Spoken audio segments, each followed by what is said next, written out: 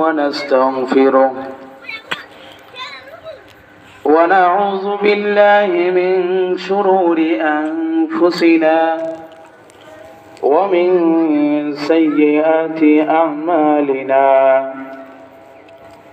من يهده الله فلا مضل له ومن يضلل فلا هادي له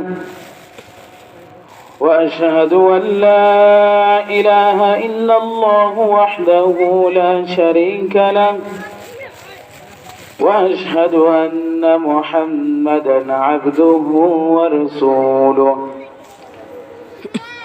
أرسله بالحق بشيرا ونذيرا وداعيا إلى الله بإذنه وسراجا منيرا أما بعد فأعوذ بالله من الشيطان الرجيم بسم الله الرحمن الرحيم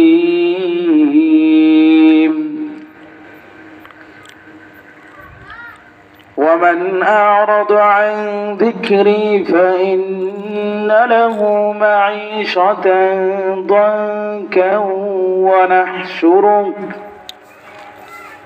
ونحشره يوم القيامة أعمى وقال رسول الله صلى الله عليه وسلم أول ما يحاسب به العبد يوم القيامة الصلاة أو كما قال عليه الصلاة والسلام بلغ العلا بكماله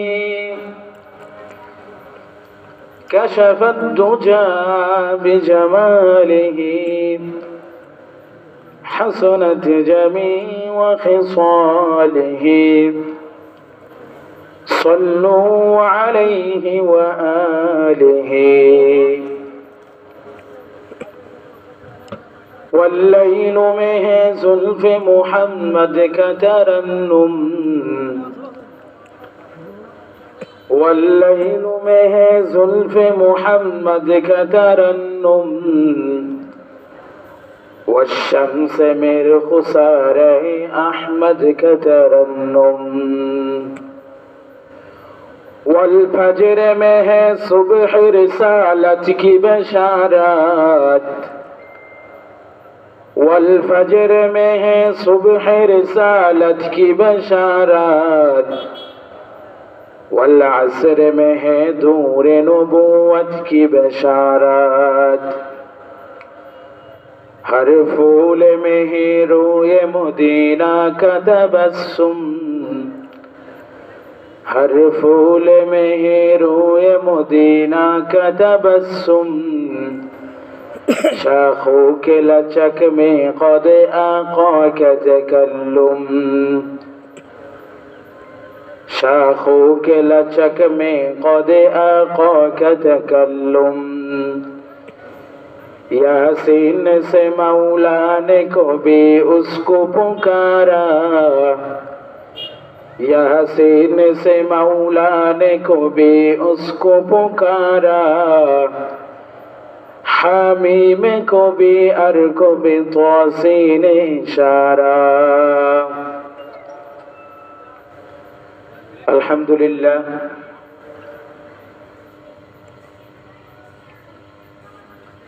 আল্লাহ পাকের দরবারে লাখো কোটি শুকর ও সুজুদ যে মহান রব্বুল আলামিন আমাদেরকে অত্যন্ত মহব্বত করে ভালোবেসে দুনিয়ার সমস্ত ফিতনা ফাসাদ থেকে মুক্তি দিয়ে দুনিয়ার সমস্ত কাজকর্ম থেকে মুক্তি দিয়ে আমাদেরকে জান্নাতের বাগান জান্নাতের মজলিস যে মহান রব্বুল আলামিন আপনাকে আমাকে দান করলেন, সে মহান মালিককে খুশি করার জন্য আমরা সকলে অন্তরের অন্তরস্থল থেকে শুকরিয়া জ্ঞাপন করি। আলহামদুলিল্লাহ। আজকের এই মহতী জলসার সম্মানিত সভাপতি, আমাদের সকলের সুপরিচিত আব্দুর রাজ্জাক সাহেব, আল্লাহ তাআলা হযরতকে সুস্থতার সাথে দীর্ঘায়ু হায়াত দান করুন এবং পর্দার আড়ালে অবস্থানরত সম্মানিতা শ্রদ্ধেয় মা ও বোনেরা, আল্লাহ তাআলা তাদেরকেও দুনিয়া ও আখিরাতে কামিয়াবি দান করুন, আমিন। আলহামদুলিল্লাহ। আজকের এই মাহফিল, আজকের এই জলসা আল্লাহ তাআলার পক্ষ থেকে। আজকের এই জলসা যে বলা হয়, যে সমস্ত জায়গায়তে কোরআনের কথা চলে, যে সমস্ত জায়গায় আল্লাহ তাআলার কথা চলে, নবী আলাইহিস সালাতু ওয়াস সালাম গণের কথা চলে, সে সমস্ত জায়গাগুলো হলো জান্নাতের বাগান, জান্নাতের মজলিস। আমরা পৃথিবীতে দেখি কিছু পুলিশ আছে যারা ভ্রাম্যমাণ পুলিশ। তাদের কাজ হলো এক থানা থেকে অন্য থানা, সারা দেশব্যাপী তারা ঘুরে বেড়ায়, অর্থাৎ তারা দেখে কোথায় কোন কি কাজ হয়। এরকম সরকারিভাবে কিছু পুলিশ আছে। এরকম আল্লাহ তাআলার পক্ষ থেকে কিছু ফেরেশতাগণ আছে, কিছু ফেরেশতা আল্লাহ তাআলার পক্ষ থেকে নিযুক্ত আছে, যারা সকাল থেকে সন্ধ্যা পর্যন্ত, আবার সন্ধ্যা থেকে ফজর পর্যন্ত, যে সমস্ত ফেরেশতাগুলো সকাল থেকে সন্ধ্যা পর্যন্ত তারা দুনিয়ার সমস্ত জায়গায় ঘোরাফেরা করে আর দেখে আল্লাহ সুবহানাহু ওয়া তাআলার কোন জায়গায় মহত্ব বর্ণনা করা হচ্ছে, কোন জায়গায় আল্লাহ তাআলার কথা বলা হচ্ছে, তারা সেই জায়গায় বসে যায়। আবার তদ্রূপ সন্ধ্যা থেকে ফজর পর্যন্ত যে ফেরেশতাগুলো আল্লাহ তাআলার পক্ষ থেকে নিযুক্ত আছে, সেই সমস্ত ফেরেশতাগুলো দেখে কোন জায়গায় আল্লাহ তাআলার কথা চলতেছে, কোন জায়গায় কোরআনের কথা চলতেছে। যে জায়গায় কোরআনের কথা চলে সে জায়গায় তারা বসে যায়।